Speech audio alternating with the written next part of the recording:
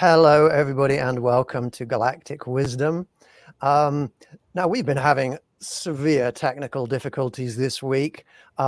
It's proving to be extraordinarily hard, even just to stay on Facebook, let alone try and do a live transmission on a live broadcast on Facebook. So I guess I'm talking to people that might not be watching this. I'm sorry if you're not able to be watching this right now. But we will try and set everybody up with being able to watch the recording of this, at least, if you're not able to see this live. I would like to welcome A.L. Garris, Andrea, to the show today. Hello, Andrea. Thank you so much for being here. Hello, hello. Thank you for having me, Holy One. Thank you for having me. You're very welcome. You only just made it on time because you were having technical difficulties also. Crazy. I think 30 some seconds. That's what I had when I came in. They said 30 some seconds. Oh, wow. Well, I see we have a few people watching us, so it's working. So fantastic. Now, A.L. Garris is the founder of Sacred Expansion and the origination of Acasma. I'm not sure if I'm saying that right. Acasma Quantum Energy, a higher dimensional healing and ascension modality here to assist humanity. Andrea is known as the Mother of Light and the woman who walks with angels. Mm-hmm. Andrea is here to assist humanity as they remember more of who they really are as sovereign beings of light. A.L. is a master teacher, published author, motivational speaker, master healer, sound and frequency healer, and a star one in human form. What is a star one in human form? Oh, it's an understanding I received. Yes. And first off, I do sometimes blurt out light language or languages that don't sound like anything in the human dialect. I also over accentuate vowel sounds. Everything is good. There's nothing wrong. It's just an incredibly big flux of energy. And yes, and also higher understandings come in. So it can sound somewhat or look somewhat as like a channel space as well. But my knowing is it's higher mind, higher heart, and we're all moving into this space, everyone in different increments. But the star one in human form is just, it's an understanding of who we truly are, in my humble opinion. All are allowed their own, viewpoint and belief structure, of course.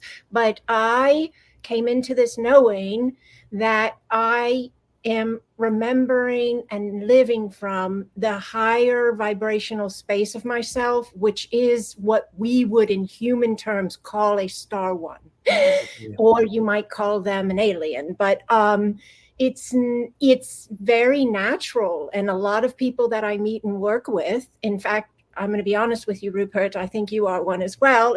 I don't know how you feel on that, but when I met you in person and I connected with you, and it gets a little emotional sometimes because it's so divine and so beautiful. Yes, but it's just that. It's a higher dimensional being, a higher space of ourselves. We're multidimensional beings. Yes, and as we're awakening, because that's what's happening, look around the world, right? As we're awakening, we're shifting vibrationally. We're changing our program belief structure. Therefore, our energy vibrational signatures opening.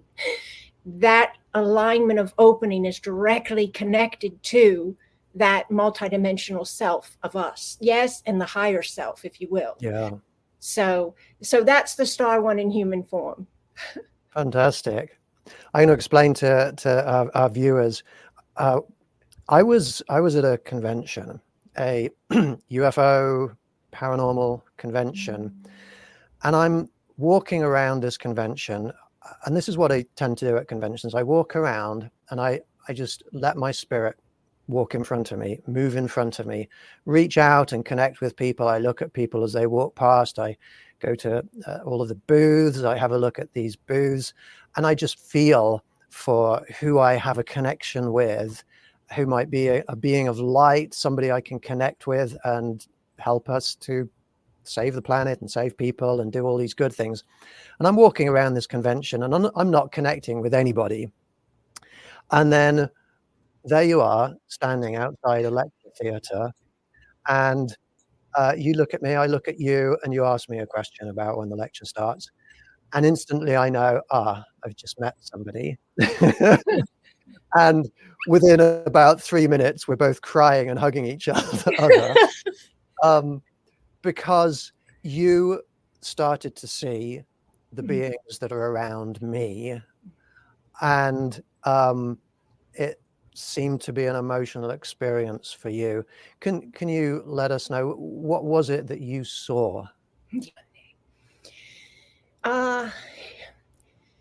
Well, with you in particular, I saw these beautiful, tall, lengthy beings, but you're not limited to them. That's who were with you in that space right there. But you have a vastness of beings working with you. Most all do. But those particular ones were very tall. Yes. Now there's energy running as I speak, and I offer grounding frequencies in just the conversation. There's a bunch of people right now that are picking this up, whether recorded or live, it doesn't matter. They're releasing from their solar plexus right now. So if anybody's feeling anything in the tummy, yes, it's just energy. Let it go, let it move. It's just you doing you. All right. Your beings that were with you there were very tall, long hands, long arms. I call them the tall ones. I don't know if this means anything to you or strikes a resonance with you.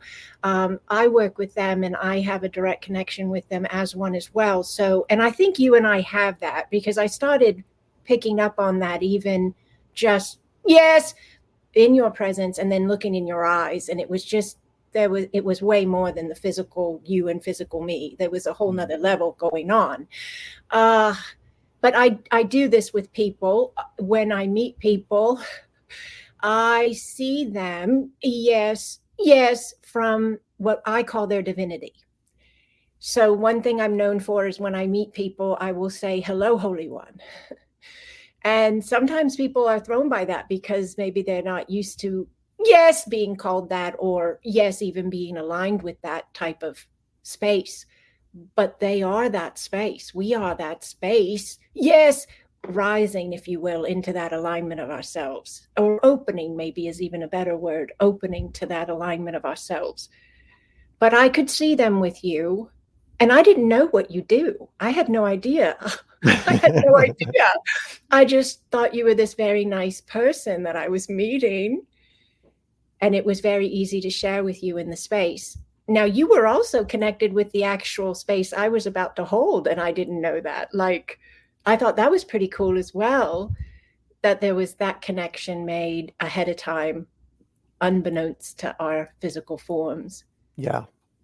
And I was in there because then you went into the lecture theatre and you gave I'm not sure if you'd call it a lecture, a channeling. It really wasn't.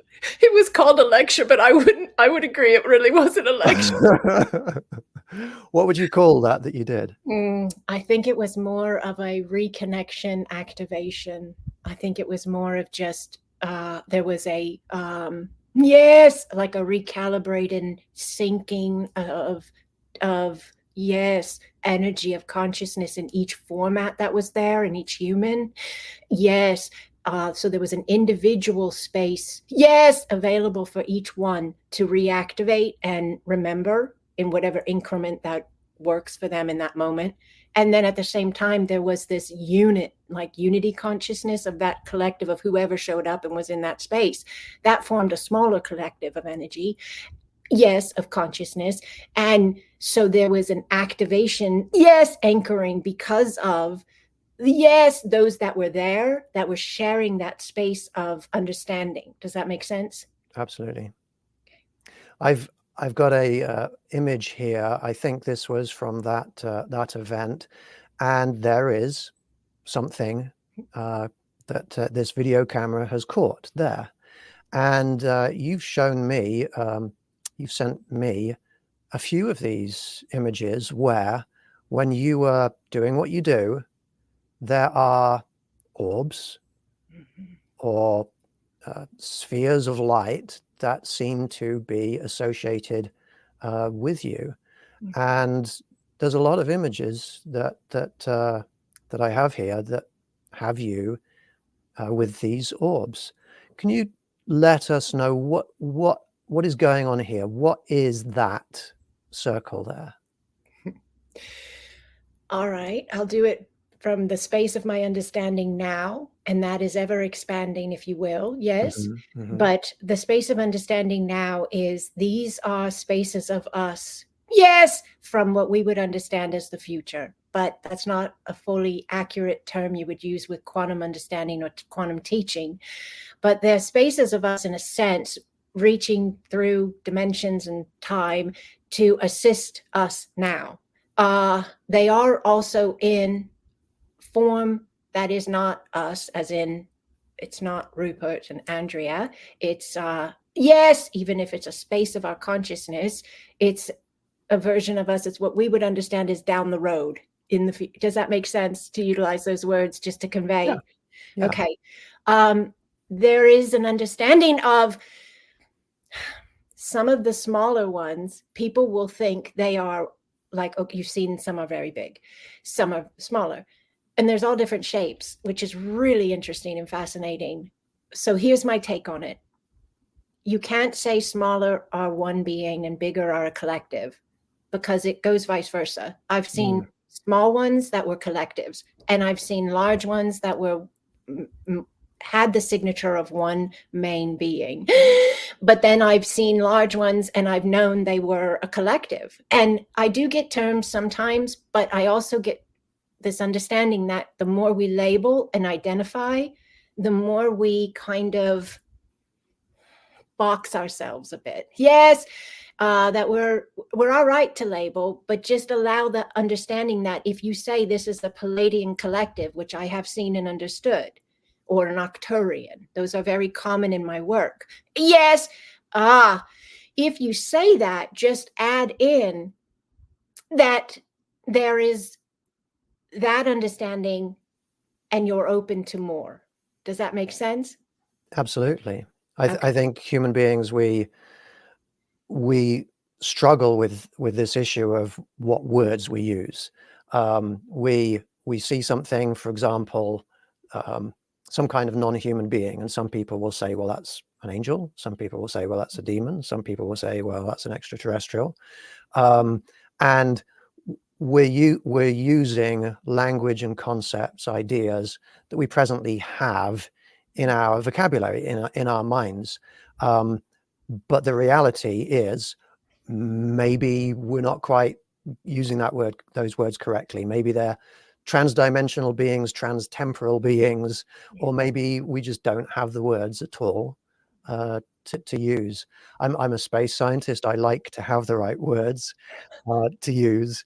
But I also, as a scientist, I understand I'm not going to latch on to something and say that's true unless I've had proof. But what you can know about these spheres, these orbs that you're seeing, are you able to interact with them in a way that you know that they have consciousnesses? I would be able to say that the biggest confirmation or yes, experiential spaces that give us any knowledge of what this is really is in the very beginning, before I shared anything with the world, I had more communication personally. And it was an understanding of humanity shifting. This is what they told me. Humanity is shifting. Humanity is consciously changing. The species is evolving. And because of that, they are going to be processing an amount of vibrational energetic flow in their forms, in their bodies, that they have never processed before. And they needed me to understand that this work needed to come forth in order to provide understanding, teachings, guidance, and most importantly, grounding frequencies. That was like a key thing. And that when I make the videos, yes, and I create the content, whether it's 60 seconds on TikTok or Instagram, or whether it's an hour-long thing on YouTube or a course somebody takes, whatever it is, those grounding frequencies are flowing. And people are able to, they don't know exactly why they feel the way they feel when they're receiving whatever way they're connecting with me, but they have this innate sense of home, of love, of peace and safety. And it's something that at a depth they've never felt before. And that's part of the grounding. What happens when you ground, you become calmer. Are you following me here? Like that's part of that. So in the beginning, much was relayed to me, as in it was telepathic though. I guess that's what you call it. It's like I talk like I've gone to college for this, but this is all hands-on life experience. But it was just like I knew they were there, and then I could sense them and then somewhat see them, even out of the like peripheral in my room moving. And I felt my father's presence. He had been gone for quite some time. So I felt like, and I hadn't felt him till then. I mean, it had been over 20 years since he had passed away. Wow. But I felt my father's presence, which I thought was fascinating. And I think it was part of a safety for me. So like, her dad's going to come as well, because her dad's presence, that'll bring her understanding of safe and home. Does that make sense? Yes. All right. So they opened the door that way. And then they conveyed the understanding of humanity and what I was going to bring forth. Yes. And then it was like over a few weeks' time, spread out. All of a sudden, I'd get extremely tired out of nowhere. And there was no real reason for it. And there was nothing health wrong with me. But it was this knowing, go lay down, go lay down. So I'd go lay down. And then I'd see them, and but they weren't in sphere form. They had a humanish form, like eyes and a face and all, but they were, my understanding through telepathy and just connecting with them and a knowing was they were higher dimensional beings. And we were, I and them, and the space was like in an interdimensional, connection point. And so they were able to, it wasn't like super easy. It was like a big deal to get that much of an alignment of resonance with energy to be able to convey, because they are so, what we would call so much higher in vibration than us, if you will. But we're headed there, and they're helping us. We're helping us. So how I know, yes, that this is also working and there's confirmation of it is the students that take this courses. I have a free community. They come and they do a light grid with me once a month. I've done it since 2020. The people that come to that grid, the people that watch a TikTok or a YouTube or whatever it is, they write me, they reach out to me and they say, I experienced a miraculous healing, or my life shifted after that. I got out of a bad relationship. I got a better job, whatever it is. It's really, you can't box it, because energy doesn't say, I'm only going to shift this part. And if you shift energy in this, you shift energy in this, the reflection. Does this make sense? Absolutely. Okay. So I'll stop for a minute, because I know I need to talk. That's okay.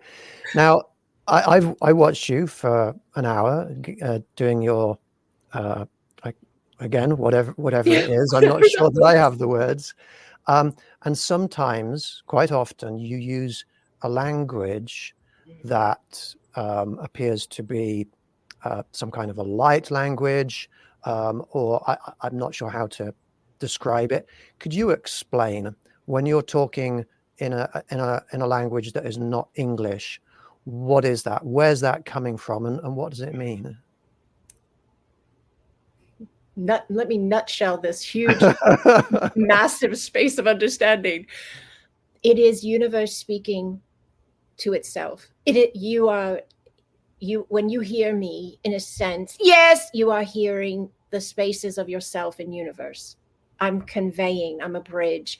We call it light language. If you were in a church, in most religions, you'd call it speaking in tongues. Some people call it soul messages. Yes. Yes. But in those words, there's this, it moves energy. It opens energy. It restores spaces, reactivates spaces, reconnects dormant spaces, if you will. It's limitless. I can tell you the things I know it does, but then I'd say again, be open that it does even more than that. It's universal in the sense that if I speak to 50 people at one time in that language, and it varies, and I call it Acasma consciousness, it sounds very earthy. It sounds, yes, sometimes like I'm a Native American shaman, if I really get going into that zone space of it.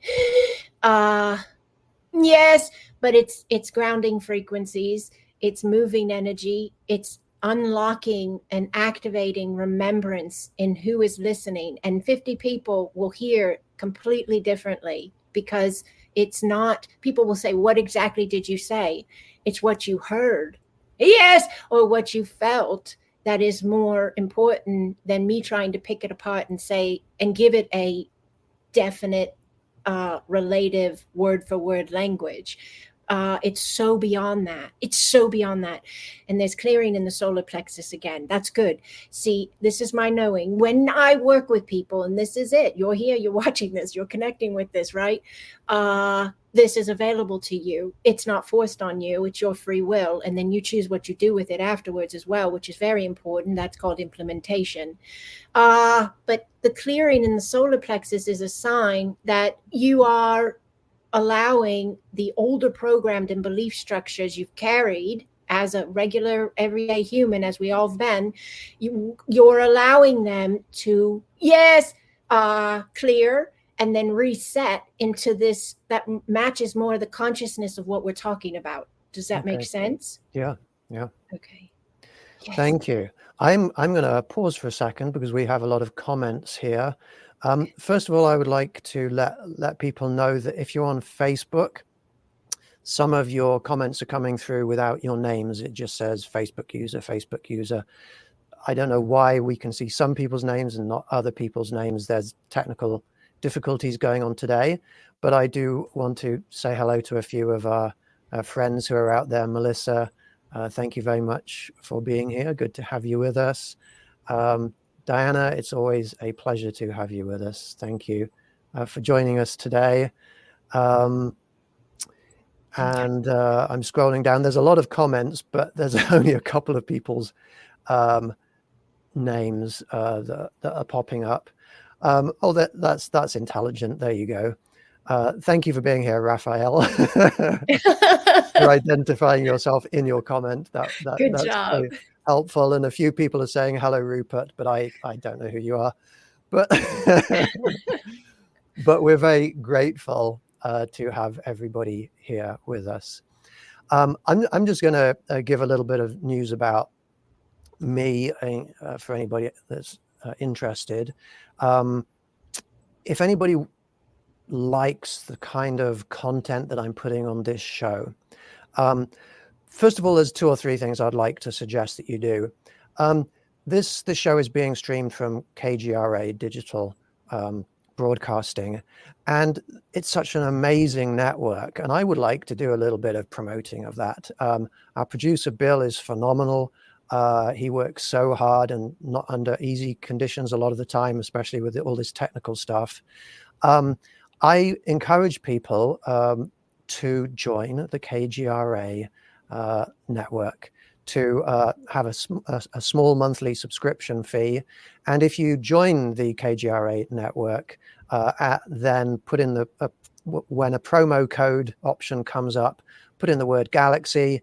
Doesn't matter if it's uppercase or lowercase, but put in the word Galaxy, and then you can skip through all of this Facebook crashing and technical difficulties, and you can watch me and probably 100 other hosts out there who are putting on some amazing stuff.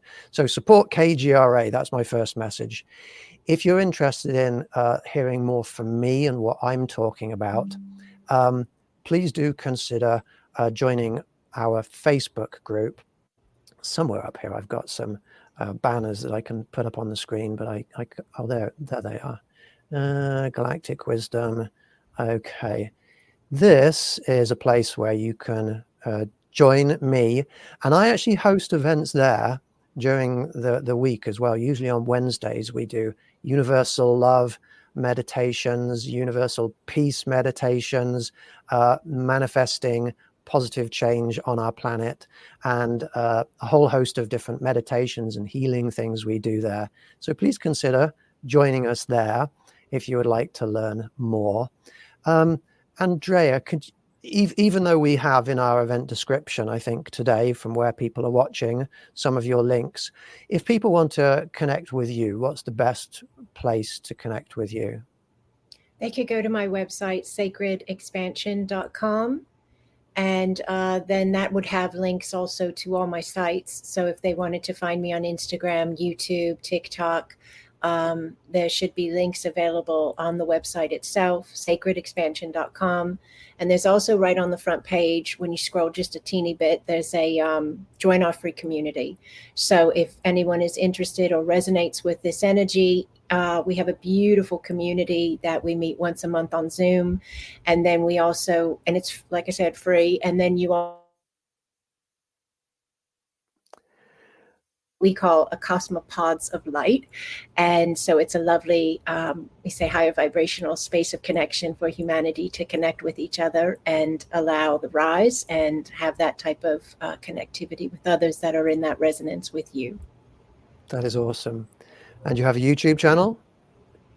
I do. I love my YouTube channel. Come over to my YouTube channel and subscribe. I share a lot of content there, especially the videos with the beautiful beings of light. I also share a lot of teaching videos. The classes I teach are called Being the New Human, and then I have my course spaces as well. So it's quite a variety available on the YouTube channel.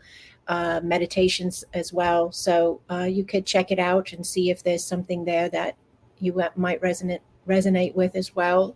But it's all Acasma. That's my core. I know when I spoke with the beings and they shared everything, that I needed to maintain a unwavering dedication to that alignment. So I am the anchor of that alignment, and it's all Acasma, Acasma, Acasma. What is Acasma?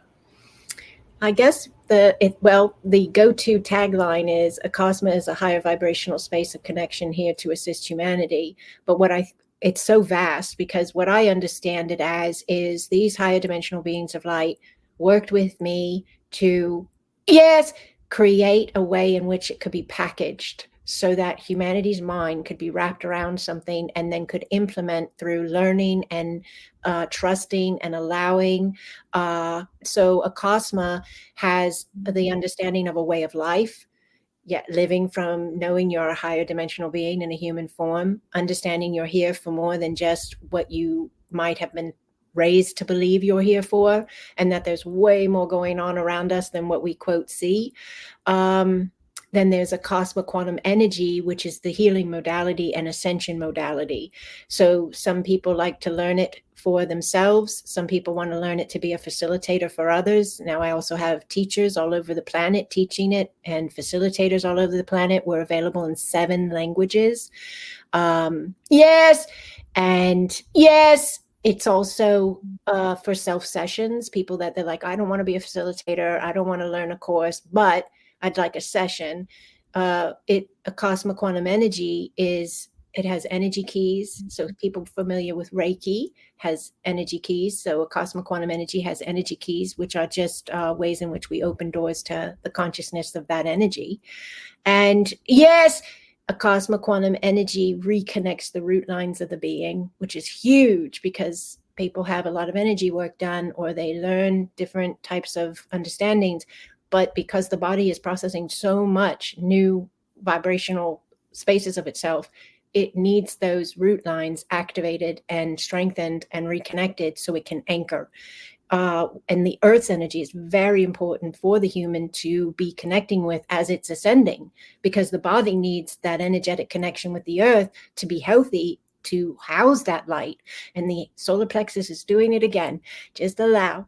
But there's a lot of other reconnective spaces in Acasma quantum energy. And so the grid of light I do is an Acasma quantum energy grid. I run it like, I mean, run it, like run the energy. Yes, as the people that feel drawn to this space, yes, they resonate with this energy. They come and they say, yes, I will be an anchor of that. I will be a pillar of that. And my YouTube channel has, well, 4 years, I think, of Acasma quantum energy grids, because we do one once a month. So you want to know what that's like, you can simply go watch it, and they're quantum. So even if you're watching one I did a year ago, you're going to be able to experience the reconnectiveness and the expansiveness energetically, physically, emotionally, mentally. Now it's dating and time don't matter. Universe and quantum don't get in their heads about that. Humans do. So yes.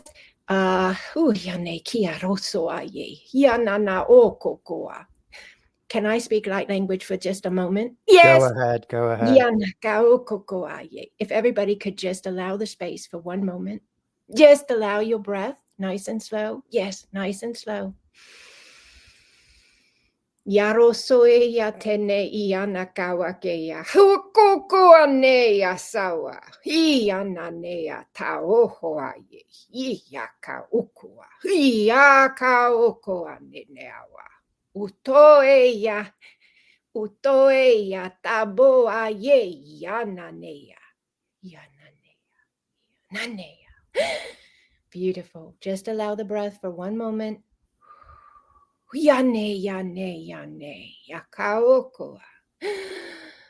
Beautiful. All right.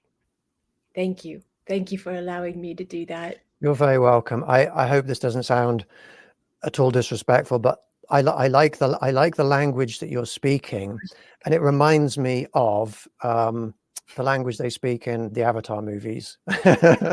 I'm not sure that has any relevance at all, but I love those Avatar movies, and it sounds comparable.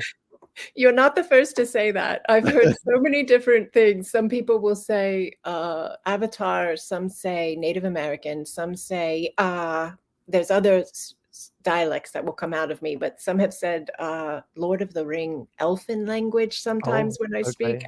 I don't know. I'm not really familiar with all of them, the spaces, but I just allow and just hold the alignment and allow it to flow. So that's fine. You clearly are able to perceive energies, whether energy is the right word or not, but there's something, a flow of something with power, something with energy. And you talked of the importance of connecting with the earth. Yes. Now, I don't know a lot of a lot about this subject, so I'm not sure if this question will sound uninformed or not. But a lot of people talk about the importance of connecting to the earth by going outside, taking off your socks and shoes, and actually being on the ground. Sometimes we live our lives, a lot of our lives, in cars that are raised up above the ground, in homes that are raised up, so you're not actually touching the ground. Do you think that dampens our connection to the ground, to the planet, to our environment? Do you think it's healthy to get outside sometimes and just sort of roll around on the floor? Absolutely. Before I got to where I am right now, and I was just starting to really shift and wake up more, if you will, I was a very regular based type lifestyle. Like if I went on vacation, I went to an amusement park and bought junk stuff and rode on rides, and all of a sudden I was craving the Grand Canyon, and I'm like, the Grand Canyon, like, and then I found out about Sedona. I didn't even know it existed. I wasn't like, it just wasn't my world back then, but now, of course, everybody I meet in the world of spirituality and energy work knows of Sedona, but I had never heard of it. And yet I was craving to go out to these spaces. And the first year before I brought any of this forth, before I really got even the telepathic communications, I was dabbling in connecting, like I think they call it C5 or something, where CE5. you say where you're at and you do that work your way out thing. Okay. So I was doing some of that, and I did have 2 times I saw a ship come in, different ship to different times. But I was just beginning to enter into this space, and for like a year, it was like I unplugged from what I was doing my whole life. Like, I couldn't get enough of trees. I wanted to be by trees. I wanted to walk, like if I walked down the regular road in front of my house, asphalt, whatever, it didn't matter. I wanted to try to get near trees. And my being was craving it. I really think everything that I offer in the teachings and the activations and the attunements, I think they were doing to me, and they were utilizing the earth, the trees, the earth energy, but the teams of light were like reconnecting me. They were reactivating me. And then once they got me to where I could hold what I needed to hold, they were like, okay, now you take it and let's give it out to all those that are ready. But this earth thing, the grounding is, it's proven. There's all kinds of scientific studies that have been done where the grounding heals all kinds of ailments in the body just by walking on the earth and having contact, the blood caked up prior to the people walking around barefoot, and then they take the blood after they walk around barefoot, and everything's moving and grooving in a different flow. The grounding that happens in this Acasma quantum energy is like taking the physicality, energetic connection of grounding as we've known it and are knowing it now. It's like taking that and popping it up into a higher dimensional way of doing it. So they're both important because we're in human form. So we need to get out. We need to get underneath the tree. We need to walk in the grass if we can. But at the same time, even if we can't, because some people live in certain spaces of the world where that's not optimal, they live in a big city, they're in a high rise, whatever it is, this work, and I'm sure there's many other modalities available, but I'm here to talk about what I know and what I do. This work offers us the ability to have an earth reconnection through our consciousness, which is pretty freaking cool. So whether you're sitting in a room, in the 17th story of a building of New York, or whether you're, in a cabin in Colorado, or you're wherever you are, it doesn't matter. This reconnection space with the root lines, it's the first part of an Acasma quantum energy session. If you ever have a session, you go to your facilitator, that's the first thing they're going to do, is they're going to activate the reconnection of the root lines. If you're having a session for the second time, they're going to bless that. They're going to expand that because you're ready incrementally to hold more of you. But it's grounding on an entirely new level. Yes. And it's the grounding that we are ready for because of this new level of consciousness we are holding and we are being. So, there's a lot more I could go in on that, but yeah. I think that's enough for that topic. I engage myself on each topic. That's awesome. There's little bits and pieces there that make my mind go off on slight tangents, I suppose. I like to go out and host alien contact events. And usually when I do that, it's out in nature somewhere. Really just to get away from people, roads, cities, so that there's more chance of something coming to us in a non-exposed way. And people come into those events. Really, their purpose is to connect with these high dimensional beings.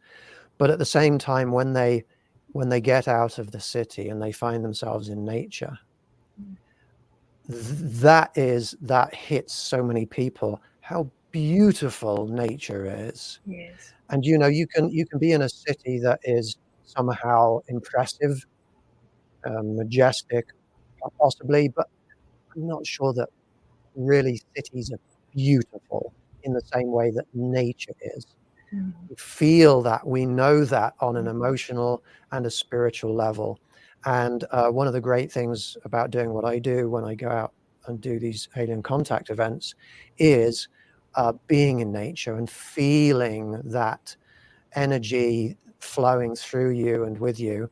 And the other thing, which is not something we've really talked about here, but at my events, we really connect with each other as well. People connecting with people, which is really, with all these people on the planet, it's ridiculous that we're not connecting with each other in a more real way. Sure, we've got social media and there's hundreds or thousands of people, there's billions of people out there you can connect with, but being Facebook friends with somebody or having followers or following somebody, that's not the same as being next to them in person and having that energy flow directly and seeing the smile on their faces and being able to shake hands with people and hug people. And I actually, for again, anybody that's interested, I live in California, and mostly I tour around the US. But the last week of this month and next week of next month, I'm going to be in Europe. I'm going to be hosting meditations at Stonehenge, Rendlesham Forest, which is quite a cool place. That's one of the biggest UFO sightings occurred in England, in Rendlesham Forest in 1980. I'm not sure exactly where yet. I need to do a little bit of research, but I'm going to host a alien contact event somewhere around Calais. And there's other places, I can't remember where they all are. But if anybody listening here is in England, we're going to do one in Wales. This might not be a very high, bright spiritual energy, but if you've ever seen the American Werewolf in London movie, that opening scene where they're walking through the moors, well, that's a place in Wales that I'm going to host an event at. Beautiful. Can I ask you, Andrea, do you feel like you have a mission? Do you have a clear direction, a goal somewhere where you're going or where you're taking people? I do, but I hold a neutrality with it. So I understand my purpose and the space of being an anchor of this availability of assistance with reconnection and with remembrance. But I also, and it's a blessing completely, because it's all right for me if someone, listens and hears and receives, but then maybe isn't ready, it's a not yet, or they need to experience certain spaces of themselves in certain ways before they're ready. So it's very freeing to be able to offer, but offer with no preconceived attachment to what anybody does with it. My steps are all my steps, and theirs are theirs. So I have a mission, and I think those who resonate deeply and feel that type of connection with me, I think those are the ones that are already, like, they remember, and they already know they're part of this space. And then the rest are part of other spaces that are so important and so valuable, because I believe no one modality, no one way of being, no one individual person is here to have to do it all. I think the key is that we're learning to be a collective. We're learning to understand ourselves as a unit. We're learning to be the unit, to allow the unity. And yes. So yes, I believe I have a mission and a purpose, but I just feel it's important to make note of our ability to hold neutrality, even with missions and purposes. Yeah, I agree. The concept of the collective and unity, those are big, important concepts. And, this show is about galactic wisdom. Wisdom on a very beyond human level, beyond physical level. What I see as our future becoming for those of us who are trying to evolve, who are trying to ascend, who are really caring about moving forwards into the future in a positive way, is moving towards a collective. Now, a lot of the societies we live in are classified as individualistic rather than collectivistic. We're taught to be strong by yourself. You don't need anybody. You've got to get your own, do this by yourself. Be, you know, it's we're conditioned to being solitary in many, many ways, in ways that I think are often very unnatural. But if we look at the beings that are out there, some of these higher dimensional beings, they are connecting in ways that we haven't yet got to. They're telepathic, they're empathic, they feel each other's feelings, they think each other's thoughts, they operate in a far more harmonious way that is moving them towards. It's not rejecting the individuality, that, you know, the positive aspects of diversity, but it is embracing everything that everybody is in a way that is unconditional and loving. And I feel that's where some of us are going into the future. I don't know how many are going to make it, but in our futures, I think that's a goal. That's a place that I think we can aspire to get to. Would you agree with that? Yes, I feel the same way. And I love that about the work we're doing with Acasma Quantum Energy. It's based in unity consciousness with the understanding of individuality, which is so cool, because a lot of people think unity consciousness means everybody thinks the same thing and wants to do the same thing, but it isn't. Unity consciousness is the understanding of the one within the many, and allowing all the many variation points to be those variations, because that's how vast the one is. And so, yes, I think that's, I agree with you completely there.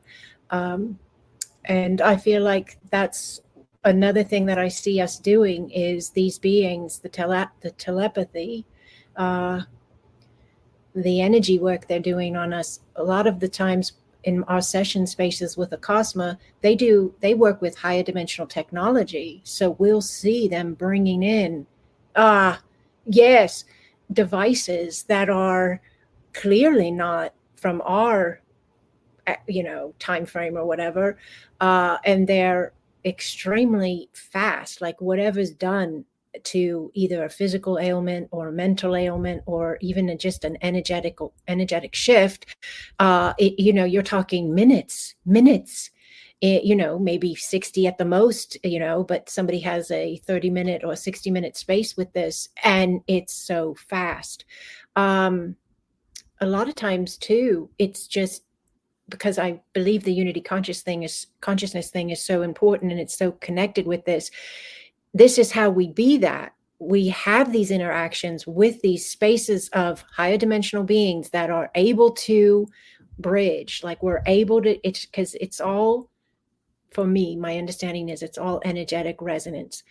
So they can get to a certain point. What we would understand is this, but that's not really perfect. But like they can, and we're just getting into this alignment space where it's enough where there can be an engagement of alignment. But when I always tell my people this, the people that work with me in Acasma, the family of Acasma, I say, we are becoming the beings that are assisting us. We are becoming the higher dimensional beings of light in human form. The more we own it, the more we entertain it. They say, oh, what's the most important thing I could do? Somebody say, what can I take away from what this woman's talking about here today? What Rupert's sharing here today? What can I take away from this? The more you think about unity consciousness and imagine it and allow yourself to entertain the thought, yes, the more you expand its opportunity and availability to you and to all in your collective. That we're so powerful, and we're getting an idea of this more and more, and we're implementing more and more, and we're dropping these programmed belief structures that most of us were just given. We didn't ask for, we didn't sign up for, but they were placed in us, like somebody coming to the computer at work and entering all the programs in. Yes.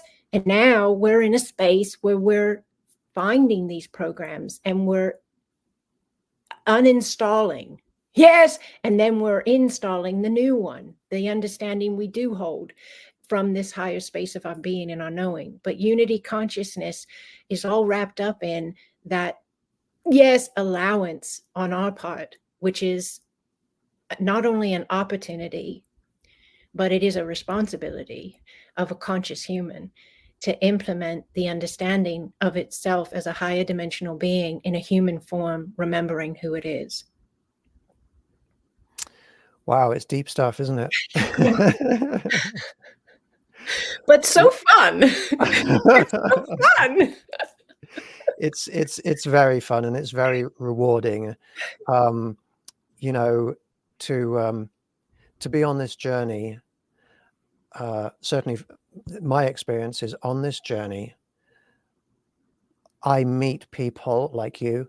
I meet people like the people who are making comments here, and I've seen all the comments. I apologize, I'm not responding to all of them, but I'm meeting almost on a daily basis the most beautiful, high frequency beings of light, kind, caring, considerate, empathic people who understand that moving towards collective way of thinking, collectivistic way of thinking, is what we need as a planet. And it's a beautiful journey to be on, to be connecting with these humans and also with the non-humans that are out there. So we are at the end of today's show. We've run out of time. But Andrea, I would like to thank you so very much for being with us. It has been a pleasure to talk to you. I could probably keep on talking to you for another hour. If you wouldn't mind just staying on after the music, the outro music stays, I'd appreciate that. And I would like to thank everybody who is out there watching, listening, tuning in. Please consider joining KGRA.